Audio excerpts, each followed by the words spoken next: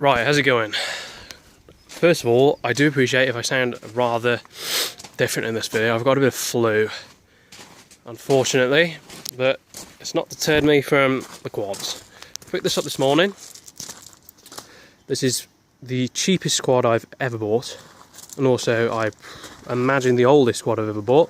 It's a Kawasaki KLF 400, not a 300, a 400. These are relatively rare. You don't see that many of them, partly because they're pretty old. These are made between 1993 and 1999. This is a light green one, so it's one of the older ones. I think I saw somewhere on the VIN that it was a 1995. A few things wrong with this. It's in pretty rough shape. It's the cheap, as I probably said before, it's the cheapest quad I've ever bought. It's 600 quid this costs, which is literally in the UK, that's nothing for a quad. It does run and drive. Runs and drives fine. A few things though. This shaft here, as they always do, this is one of the problems with the KLF 400. I was trying to get it so you can see it. That one there, if you see that sort of smooth piece, is actually a, how do I put this, like a toothed shaft. That has teeth on it. There's not, that one coming out the engine has teeth on it. And they join together. That's pretty worn, so the four-wheel drive, if you put it in a tricky situation, doesn't necessarily work. So normally I'd replace them, but if I keep them, it's that older quad anyway, that will get welded onto there. It doesn't make a difference. It doesn't really move that much. The plate having the U-joint will be plenty sufficient movement. Just turn its fuel valve off, don't want it leaking petrol over my garage floor. A few other things. The ignition switch at some point in time, as they do on these, it happens that one I showed you in the why to take care of your quad video. The ignition switches, they sort of get stiff and break inside. This one did come with the ignition switch, but it obviously doesn't work. So at the moment it's putting two wires together. They're only a £5 job from China, so that's not much of a big deal. Snuffing all the time now. The exhaust is fairly rusted. As you can see, it makes one a hell of a noise. You wouldn't want to drive this around illegally without insurance or whatever. You would get caught pretty quick. What else is wrong with it?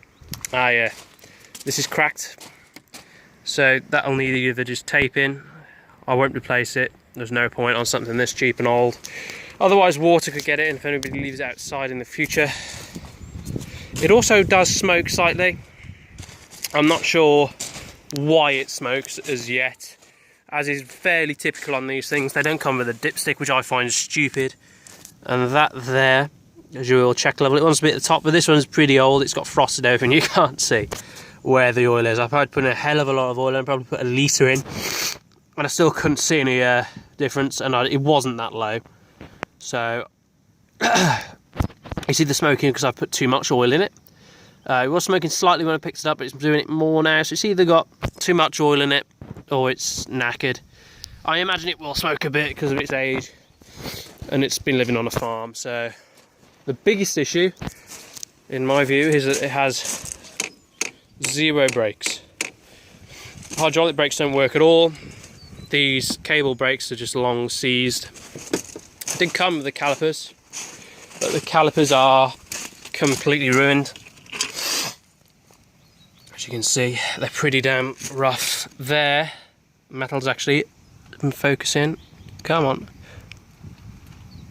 Metal's actually snapped off. So as you can see, the seal would have been in there. So these are obviously toast. You can't use these. 50 quid for a new set of them from China.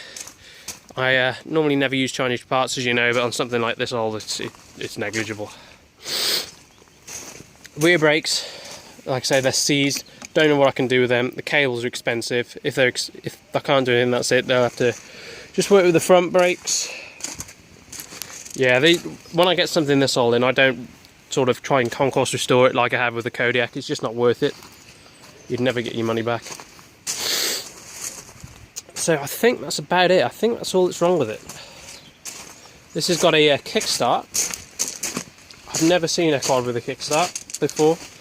This is one of I've actually not owned one of these before, which is pretty damn unusual. So yeah, I suppose I can show you it running. The battery's fairly low because it's been started a lot of times to move it around.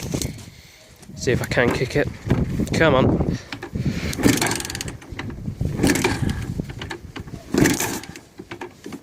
It doesn't work very well. Perhaps turning the kill off would make a difference. Come on. There we go. As you can see, she does run. Sounds okay, except from the noise from the exhaust. Don't hear many ticking or knocking noises. Relatively slow to rev up.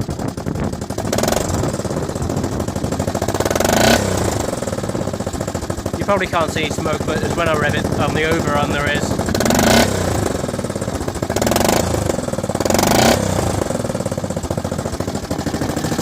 You can really smell it while the smell of burning oil is quite distinctive. So yeah, I'll leave it up to you. Put down in the comments, do you think I should fix it, or should I just sell it on? Try and make a bit of money that way. So yeah, see you in the next one.